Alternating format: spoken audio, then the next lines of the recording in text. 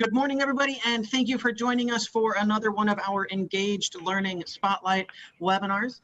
These webinars are a really good way for us to really highlight what the different schools and districts that are implementing the CSTEM program are doing and how they are engaging with their students to really build up their math, science, engineering, technology, really all of their STEM skills and better prepare them for their future in college or even in careers. So I want to introduce myself really quick. I'm Daniel Ryan. I'm the Education Service Manager for the UC Davis CSTEM Center. I also have Professor Harry Chang here with us. Yeah, my name is Harry Chang. I'm a professor here at the UC Davis. I'm also the director of UC Davis CSTEM Center. Welcome, everyone.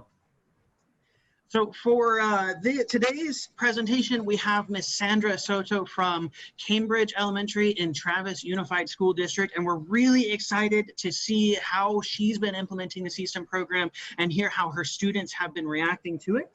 Before I hand it over to her, I want to just mention a couple of really quick things. First, if you have any questions or anything, we will be opening up towards the end for questions and answers from the audience, or you can put them in the chat and we can do our best to answer them as we go. Myself and Professor Chang will be monitoring the chat throughout. In addition to that, if you're interested in getting started with the program or learning more about how you can implement this hands-on learning in your school or classroom, you can go to our website, cstem.ucdavis.edu, and get tons of information there. We're also putting together some really intensive, fun, and exciting summer professional development that's going to assume starting at nothing, no previous experience with coding, robotics, etc., and build your skills from there so that you're ready to get started with the program this fall. And if you're interested in any information about that, I'll put the link in the chat. It's also on our website, and we'd love to have you participating in that. So without further ado, I'm going to go ahead and hand it over to Sandra Soto, and thank you so much. Thank you, Daniel. So I did a quick PowerPoint. I'm just going to show the different things we've been doing in my classroom and the competitions and activities. So my kids really get into the coding. I mean, I get into the coding. Even right now when we're long distance learning, I'm running a coding group online, and they're learning how to draw using RoboPlay. And they're sending me their different designs and everything that they're doing at the moment. But I began with CSTEM in 2016 officially. I'm taking my kids to competition. They're a very diverse group, as you can see by the picture. And the kids that were in this after school group, they were from all levels. I mean, they were kids who had, you know, resource room to the kids who did really well mathematically. I did not select the top kids. It was all the kids who were interested, and we got a very diverse group to do it. And that year we won for best storyline and best overall video. We did Linkbot La Llorona. What's important about all these videos, at least to me, is that they get a chance to, well, they do a lot of research and they start writing their stories and they do their script before they even get a chance to do the video. And then they start filming and coding and using math and analyzing. And then they edit the videos. You can see some grammar mistakes in the video because I kind of let it go because it's their video. And they're very proud when it goes on YouTube. I have a YouTube channel that is full of Linkbot videos. So that was this year, 2016. And it was the first time I didn't know what I was doing because I was like, okay, am I going down? Because we had 4 teams from our school and we were going all over the place. And the kids were so involved and it was so exciting. As you can look at the seriousness, actually this little guy over here is my own son who participated in the CSTEM studio that year. This little guy right here is the voice of La Llorona in that video, Linkbot La Llorona, the one that won. And he was very creative and his acting skills really came through. This was 2017. I'm pretty sure some of you probably have seen this picture. A lot of my kids are all over the competition, you know, like the videos. And again, very diverse group of kids, very diverse group of learners, really excited about going to the competition. I mean, they work hard all year just to get there. And the moment they're there, they're saying, oh, this is so worth it, so exciting. And even the week after, they continue talking about how happy they were to have attended that. And look at the dedication. And actually, this group of girls, they were in the cover of many conferences for CSTEM, and they were really into, I'm going to become a coding engineer. I want to do this in the future, and very outgoing group of girls. And this is 2018. As you can see, it's a large group of kids going to the competition. And this year, they won for best computational learning, because what these kids did is like they researched all about dinosaurs. They connected it to the LinkBot. They built little robots, that kind of resemble, that dinosaur, and they gave information at the same time that they were coding. And they wrote it all down. They had the script, they edit. I mean, it was a lot of work. It takes months to plan this. This is 2019. Again, look at the diverse group of kids, all learning skills from different, facets of life. And they're very excited again to be there. Look at that. I mean, this says it all. I saw this on the website. I mean, you can't buy that. These are memorable moments. Even when I talk to these kids, because this year they're 6th graders, they've come back for my after school coding program, because they're like, oh, I want to continue learning. And these 2 little girls, they're still doing it right now in the summer with the coding class I'm doing with long distance learning. And they just learn how to do the bear, and then they advance to do boats. And I was teaching them how to make the little truck run, to animate it. So they're getting even, 6th graders, 5th graders, animating drawings. I mean, to me, it's priceless. This is when I actually, was brave enough to teach high school teachers about coding. I was like, oh my gosh, what am I doing? But I came through. We had a great time, and it was an amazing group of educators, and I instructed them in Sac State Bakersfield. I'm Sac State. I'm thinking of where my daughter's graduating. Cal State Bakersfield, my bad. And we did all kinds of, as you can see, all the stuff that I was teaching them. I had to refresh all my stuff to make sure that I had it right, especially when there were math teachers in there. I was like, do I remember all my math? Because mathematics and coding are completely integrated. You can see he even has the CH, even though it's a Spanish, Chespirito is the program, but that was a cool t-shirt. And we actually experimented during that summer, and we tried to see how far a LinkBot could go from one location and see if it continues running and following. Oh, we kind of got tired because it was hot. It kept on going. So I was like, okay, it can continue being coded from far, far away. And this is a regular class assignment where we were learning degrees, 360 degrees. And I asked the kids to demonstrate to me using a LinkBot what is 360 degrees. Look at their faces. Did we get it? Look at us. And those were different assignments where I asked them, okay, show me 90 degrees, show me 180. And we connected like a math sheet with it. And they were having a great time. Look at that face. Here we're doing the secret garden, and then they were running along the perimeter. It's an entire lesson that I have and I share, with other educators. And according to that, Mrs. Medlock went back and captured Mary from the secret garden, and then they did an entire perimeter to protect the garden, and they used the house, to find the area. So they were finding area, they were finding perimeter, they were measuring. I mean, what weren't they doing? And look at this little girl. She is so into it.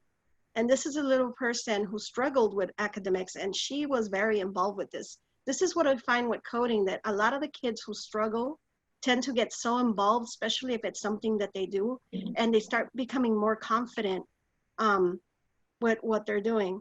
So this is one of the bloopers. So as you see, my rulers are being taped together. They're being engineers, and it comes out naturally when you're doing CSTEM. So they were creating just a mini video. Okay. And this little girl was so persistent that she was going to succeed with this. Look at this one. And it's a team because, as you saw, there's a partner behind her running the code.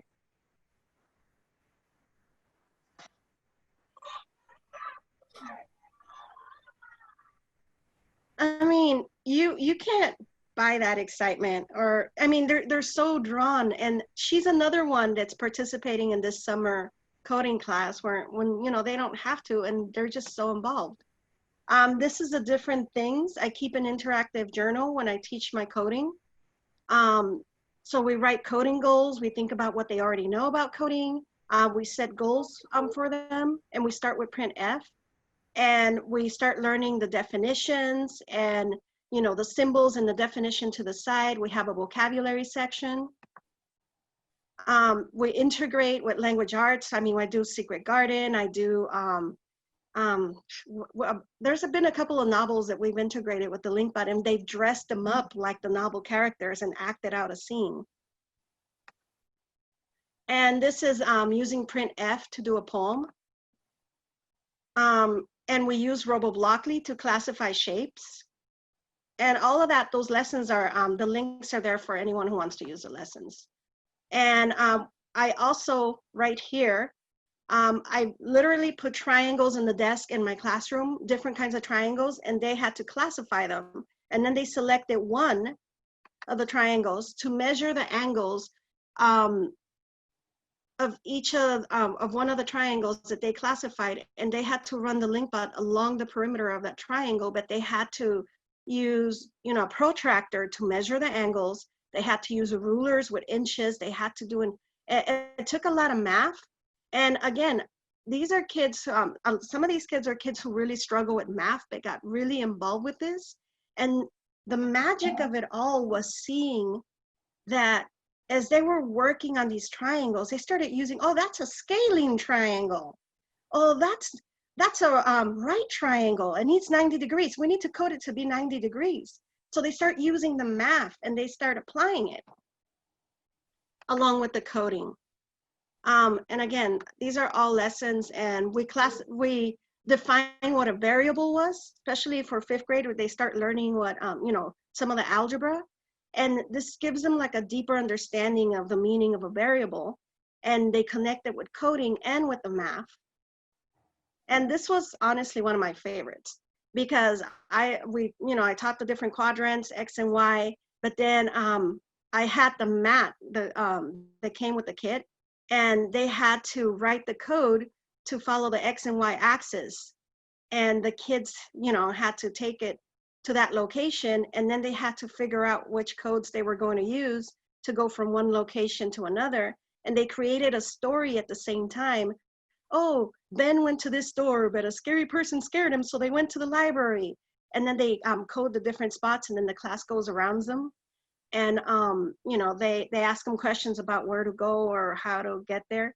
And what I found is that some of the kids who weren't getting X and Y axis, you get them into the mat, and they're like, you can see where they get confused, and we can give them, support, and then go, oh, that's how it is. And it's like the light bulbs, they get it. And again, these are, just different things that I have done. Okay, I know I've been going on and on. Anyone has any questions? Because I could talk a lot about this. Yeah, so thank you so much. That was really exciting to see how you've engaged all your students and all the different projects that they've gotten and how creative they've been with the different link bots and scenarios and everything. I really like that bridge one too, because it did show the persistence and that trial and error and continuously working towards that goal. And it's really great to see the students building towards a goal like that. So you've been working with the program now for several years.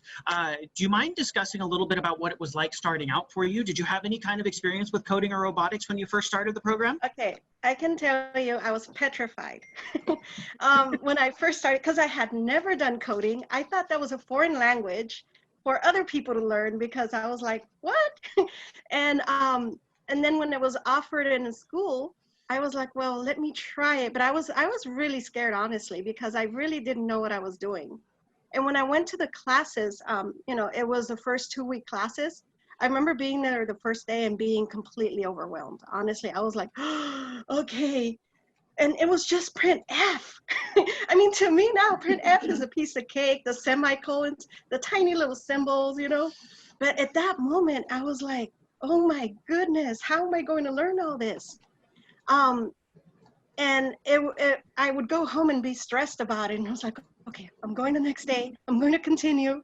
And then I started learning and getting more comfortable. And the more I did it, and I feel that that's the way the kids feel, that the more they do it, the more comfortable they become. Because by the second week, we were graphing. And I was like, oh, we're graphing, and the first time that the robot moved, when I just the drive distance, like a simple moving forward, it was like, oh, look, it's moving. We're so excited. And that's what you see in the kids. They get completely excited just to have a little robot move and to know that they can control it. And now with RoboBlockly, and they put, they code there and then they connect the robot, and they go, oh, look, I just did this and it's moving. But I'm kind of tough on them. I don't really show them RoboBlockly until they know how to do the angles, drive forward, go left, right, backwards, fully understand X and Y axis, because they really need to have that knowledge, and really brings it home. And then once they mastered all that, then I show them RoboBlock and they go, really? You could have made our life a lot easier. But no, in the beginning, I can honestly say it was a tough training, but absolutely worth it. So when I became the trainer, the pictures I showed in Bakersfield, I was like, well, this is what it's like to be on the opposite end of this. So I remembered feeling that it was tough. And then, we would have to stop and go over different things. And then it was just, it's really fulfilling. It doesn't matter what age, whether it's the children or the adults, that I've trained, to just have people learn this, because it seems like an impossibility, like something way out there. Oh no, you can't code, but it's not. And it, System made it in a way that's easy to access and not an impossibility, and that multiple people of all abilities and levels and ages can access it, and be able to learn. Excellent, thank you. Kind of following up on that, Mary Palamutam, sorry if I got your name wrong there, is asking if these students that you're working with have any experience with coding before they get to your class. Not really. Some of them look at me like, what are you talking about? They're like, they get scared, honestly. A lot of my students are like, we're gonna do coding? I don't know anything about coding. And some of them have gone to code.org. But then when they put the real link bot in connection with the code, it's something else. And then when I give them a math task, and they're like, oh, it's connected to math. I'm like, absolutely. You can't, math is everywhere. And this is one of those things, because I have the students who come in and they say, oh, I just want to code, but I hate math. They're changing their mind because they realize they need math, and this becomes a reality. It's like having a real world, it is having a real world math problem with the coding and the assignments that I give and what they're learning in the classroom. To the point that my after school groups, I run this Tuesday and Thursday after school group. I tend to have like 30 kids, and they all come in, yeah, but sometimes when they realize that, oh no, this is not just fun and games, we're really digging into the coding, some of them drop, but I end up with about 24. But those 24 are really like, okay, I'm going to learn this coding, I'm going to do these videos. I mean, it's incredible the things that they come up with and the creativity that flows. And it's not just integrating one thing, you see the math, you see the writing, you see the creativity flow in there. You see the little link bot faces, and even the music that they've learned to get free online, to integrate into the videos. It's a whole process. And it's a super exciting process, and again, really fulfilling to see the students growing in this way, as you were saying. But no, as new teachers are getting started with the program, a lot of them have a really big concern with the time commitment required to implement the program in their classroom. And a lot of them think that they aren't going to have the time to really do any of the coding and robotics. What kind of advice would you give to those teachers, or comments would you say to kind of help them understand that this really is a really effective way of supporting their core curriculum? I mean, what I've done, it's been pretty challenging in that area because, you know, Connie knows our schedule is like, you know, on the dot. We have a lot of things to cover and teach, and we need to meet the standards. So I've integrated things. For example, like what I said about The Secret Garden, that is a Wonders. Our Wonders is our program. And The Secret Garden is one of the core novels that they use. And we have a certain amount of time to read it. But I also integrated it to coding. Such that, you know, I create a whole scene where they're going back in time because the main, you know, lady who's kind of like the mini villain in the story, kind of creating a scene where she catches them, and then they need to write an alternative ending, implementing the link bot and having it run in a perimeter to protect the garden. And what's awesome about that is that I use art as well. So they draw a garden, they measure the inches, they calculate the area of the garden, the perimeter of that garden, and they run the link bot around that perimeter to put that shield, and then they do their ending, you know, and it's all together. And they have to give me the formula for area for the garden. They have to give me the perimeter. It's completely integrated, and you could do it with multiple stories. It's just, that's just the one that I've been using because it's our core curriculum. And then for math, when they're doing X and Y axis and they're learning to graph, what better way to teach them that? You do the lesson. I actually like doing before and after. Like I teach them using our math curriculum, and I give them a quiz and see how much they learn. And then they do the coding lesson with the X and Y, like the one I demonstrated, and I give them a quiz after, and the improvements are dramatic. I mean, you can see the kids who weren't getting it, this kind of brings it home. I mean, there's always kids who struggle with it and they get extra assistance, but there's some kids that, oh, this is how it works. But I make time for it. I put time away, like 40 minutes twice a week. It doesn't have to be every day. But as long as you integrate it with what they're already learning, it's completely doable. Excellent, thank you. Even in social studies, studies.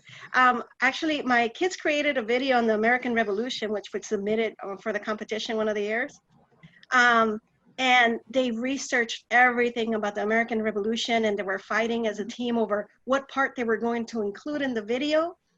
And they had the script, they had to write it down, they acted it. I mean, what didn't they do? Let me quickly share the screen so I can show you. Let me see. Okay, this is my YouTube channel. Look at how many videos I have in this YouTube channel that my kids have done over the years. I mean, there is quite a bit of videos. And this is stories, Echo and Narcissus. They were learning Greek mythology, okay? This is the King Bot versus Botzilla. They did a race right here, Alien Bot. They even did a Legend Chupacabra. And what was awesome about this video, it didn't look like all this much, but the kids who did it really, really struggled. They started with a team of 8 who then quit and left these 3-4 little boys who had a hard time with academics, but they were mapping, they were measuring. To them, this was like a complete success. And then they were learning to edit along with me. And we actually brought down a map of the world. And this is, you know, they did the faces, construction paper, painting. This is a part that I really, and they researched the legend and they wrote it down. Cute. This is awesome. Through Mexico. Except the map was small, so they had to, but you know what? They measured the angles. They called out the countries. They paused. Good. And it was actually research-based where they looked up where the legend had been spreading around. It wasn't stuff that they made up. This was all research-based.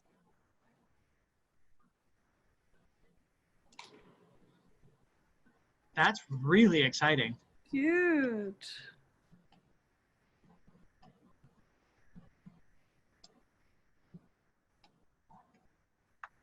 And again, this is their writing, this is their voices. And the kid that was reading actually had a challenging time with reading, but he was reading and he was being recorded on it. I'll show you another one. I mean, it's, oh, that's videos I did because of the distance learning. So Hey, some people are asking if you could share this in the chat, like the link to your YouTube channel, if that's okay. I'm sure, but it's just Sandra Soto and you can find me quickly. But Okay. I'll put it in there. But this is the first video we ever made and you can see the difference. And again, it was a group of 7 or 6 kids. I don't remember. My son was part of that. They were all fighting. I can tell you that because they had to work together. They had to come up with a solution. There's a lot of legends of La Llorona. It's a little dark, but they got together, finally wrote it. And we had teams of girls and boys and all this. There was one team of all boys. They were having a really hard time completing their task. And they looked at the girls. How come the girls are getting all their work done? They're more organized than we are. And they started comparing. And then some of the boys, can I be in the girls' team? They're better prepared for this. So there was a lot going on behind the scenes and making this video. Sometimes the robot would go crooked because, you know, we have physics to think about. And we actually did a whole lesson on physics and how, you know, you might plan for the link bot to travel a certain way, but there's a road and things that you have to take in account. But again, they researched the legend and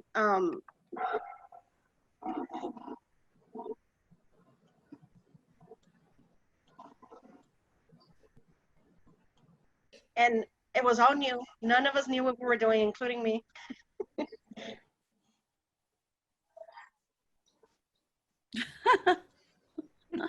You know that voice, hola señorita? Remember that little boy that was super excited and he's like, ah, in one of the pictures? That's his voice. Look at her lipstick. It was a Barbie they killed. Maria, Maria, Maria.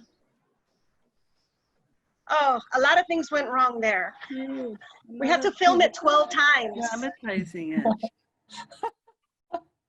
Is this a different group of students than made that first video you showed us? No, this is the first, yeah, different group. Okay.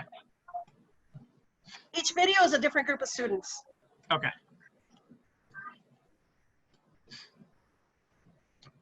Oh, good little hat.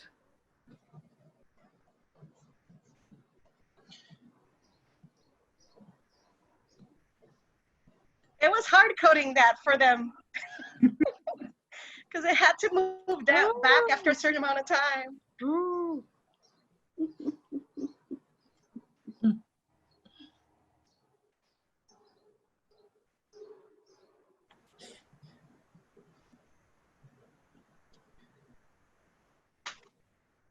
Oh, Maria went insane. Yeah, because he's with the other lady. And you know what? This was hard to do because our carriage kept on breaking.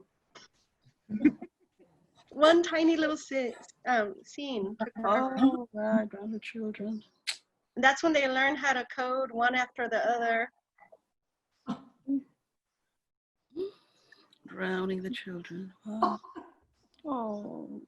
That was right outside our classroom.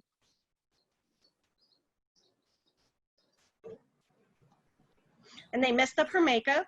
I mean, they were down to the detail. Mm-hmm.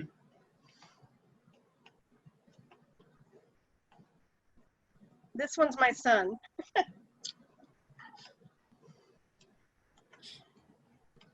That was hilarious.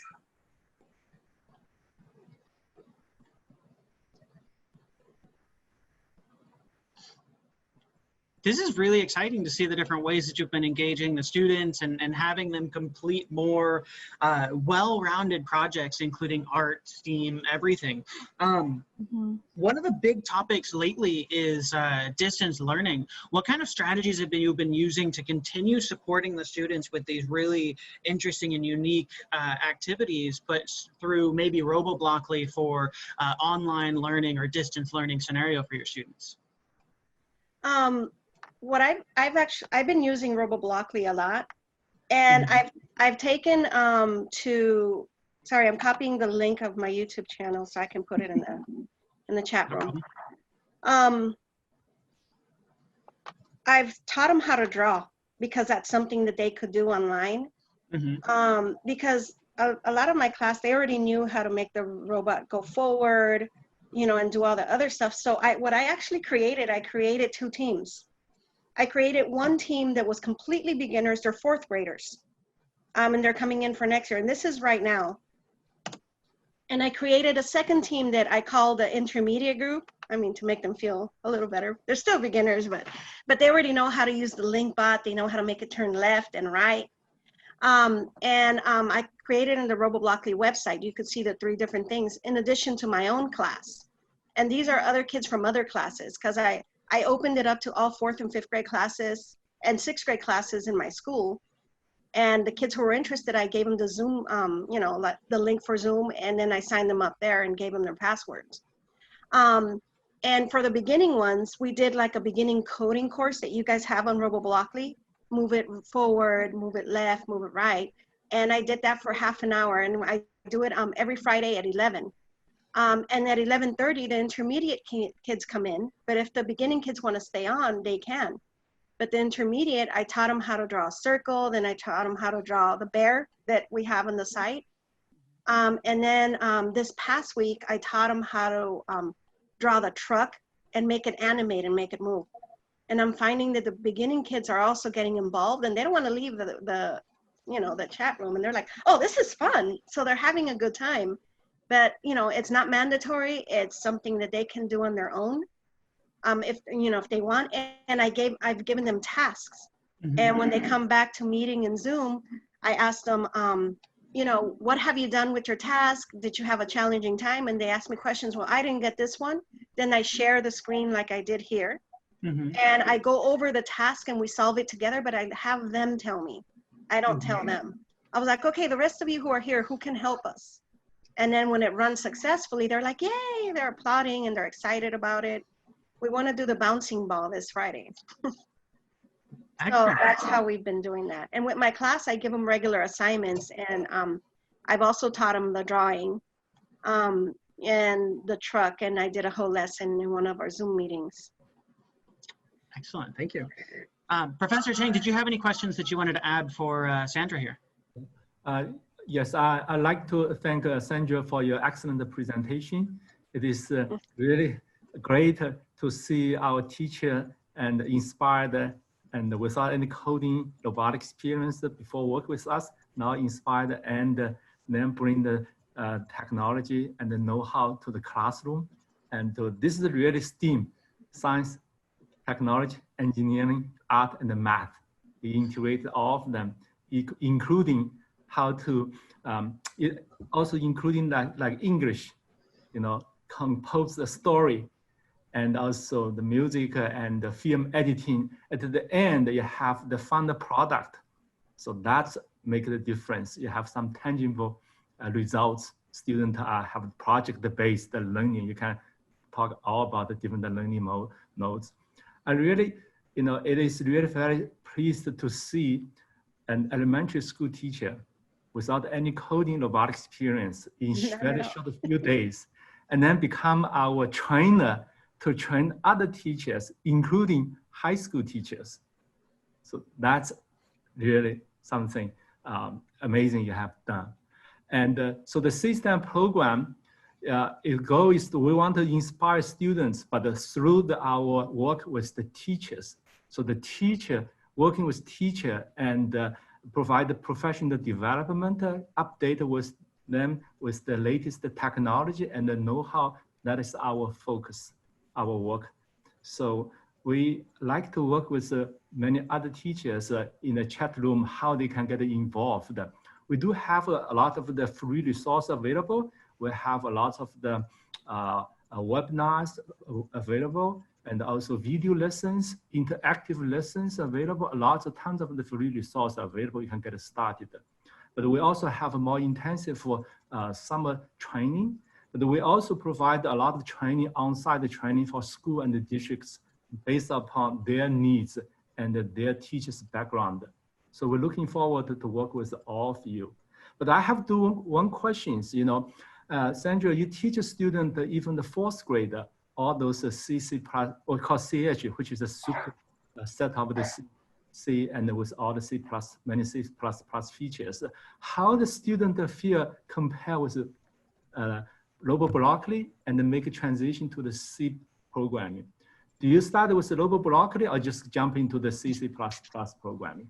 I jumped into the CC++ program. RoboBlockley is after they've learned. That's what I mentioned earlier, that I teach them. I start with printf. I actually even go as far as teaching them if and then statements using printf. I teach them string and scanf and whatnot, and they create stories, and I've done it such that we've done history lessons, and they write down part of what happened in the history, and they put, this is how it happened, and then they do another one, but what would happen if this would have happened, and they have like another door, another choice, where they've integrated that. And then I take out the link bots after they've mastered, printf, and they start moving them forward, sideways. And then we go to X and Y coordinates and the different kinds of codes.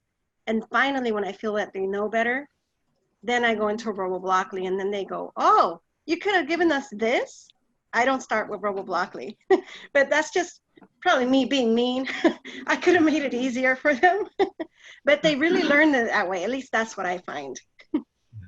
The CC++ is the gatekeeper in the computer science department here at the UC Davis or in many of the college.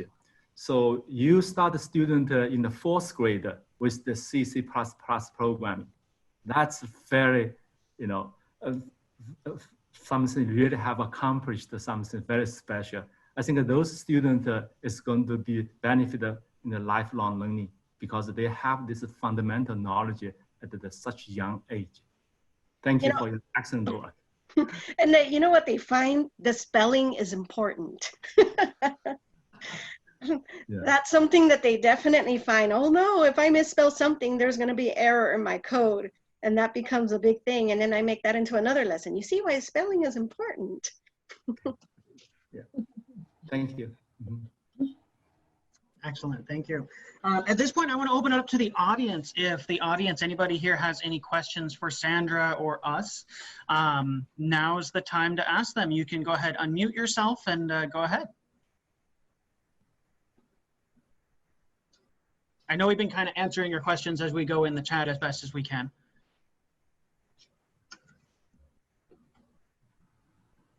How can we apply robotics to the current situation in our country right now? How can we make that connection to the social turmoil and also the COVID-19 biological turmoil? How can we apply robotics to help us? For example, like right now with the situation with COVID-19, where we can't get out of our house, maybe we can teach children how to apply robotics to transport materials. Since we have to be in quarantine, I'm just thinking a way to connect it to our current critical situation in our country. One of the things that a lot of teachers have done is take what we're doing with the robotics and relate it back to real world situations, kind of like Sandra was doing where her students were researching these legends or different events in history and then creating scripts and videos kind of demonstrating what was happening. Similar to that, but just relating it to modern issues and problems as well. one of the things that you could do that's really explicitly robotics is show how you can create various robotic systems using sensors and more advanced applications to have a fully autonomous vehicle that'd be able to do all kinds of different things for you, kind of like the Tesla is developing right now. Or if you were watching the news over the last couple of years for Amazon, their experiments in different ways of doing package delivery, where they had like the drones that they would fly out and try and deliver packages with drones and things like that. There's all kinds of ways that robotics is being integrated into autonomous systems that we can take what we're learning in the classroom and just apply it directly towards that. And it's all the same basic foundation. And it's a really, really great way of keeping the students engaged with relevant and modern issues. Thank you. You know, and one of my students, well, one group of from this year, we weren't able to submit the video because our schools closed before we were able to finish the videos. But one of them was really involved with researching Harriet Tubman. So the whole video is about, you know, Harriet Tubman and the struggles. And it was very social, active, kind of eye-opening, where they were researching the history behind that, and they were making the video of it. Yeah. Now, in terms of our RoboBroccoli actually is very flexible. You can put your own background. There's a variety of different robotics models, like I have 50 or plus. And also all kinds of the images, animations. For example, recently, last Saturday, we have this Launch America. You have a satellite or a space shuttle. You can actually do animations. Right. For example, how long it's going to take, 8 seconds, right? How many seconds are going to be moved, animated? You can actually do all the animations as well. Now, in terms of the distance learning, so the student can submit their homework online, and then the teachers can actually run the code. So therefore, they can see on the screen, and actually their code are running the hardware as well. So you can really do the teaching the hardware through this simulation, but also validation by the teacher using the hardware if students don't have hardware at home. So you can do that. Mm-hmm. Are there any other questions from the audience? Are there going to be any classes for kids, for young kids, like directly through your system? Maybe we can link up to you guys, because, you know, we're not experts on coding and doing the robotics, etc. But maybe classes for children where I can send a link to my kids if they're really interested. Even though I teach very young children, you know, yes, like real simple, basic to start. My teacher, TKK children.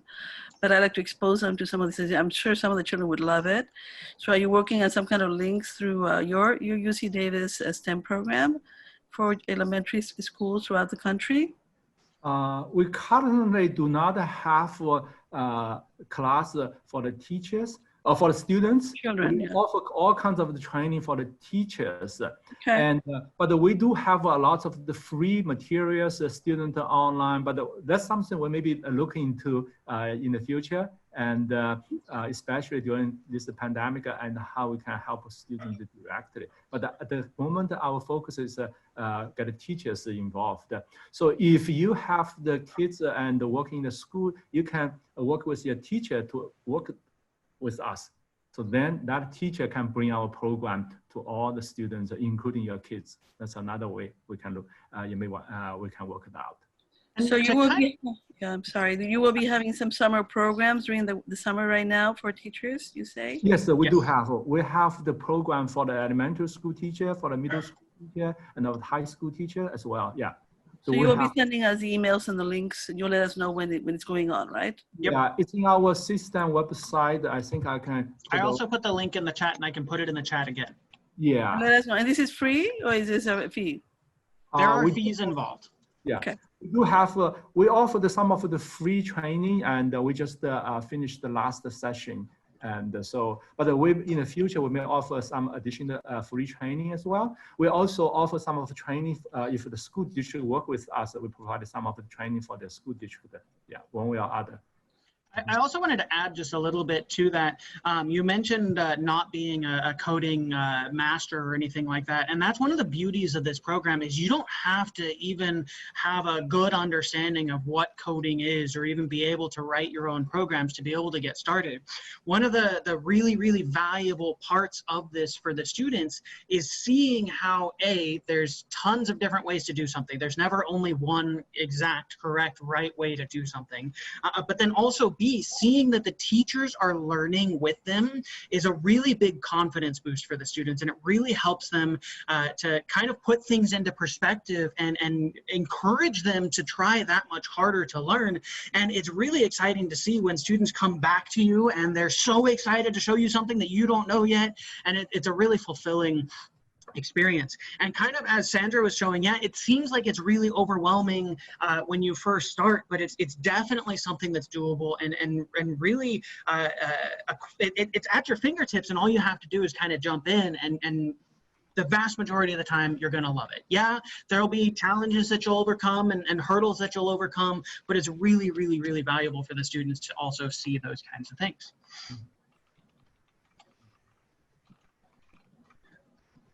Another question was if this is doable with first grade onwards. One of the things that we've been working on is we've actually been partnering with an elementary school to put together full curriculum for kindergarten all the way up through 5th and 6th grade. That way, teachers of any of those levels could start incorporating with their students. And so one of the biggest strategies that the youngest teachers are using is they would pull up the platform on their computer and kind of work through and read and kind of do it as an interactive lesson where the teacher's doing most of the work on the platform and the students are kind of guiding and kind of like Sandra was saying, where she asks the students and has the students tell her what to do.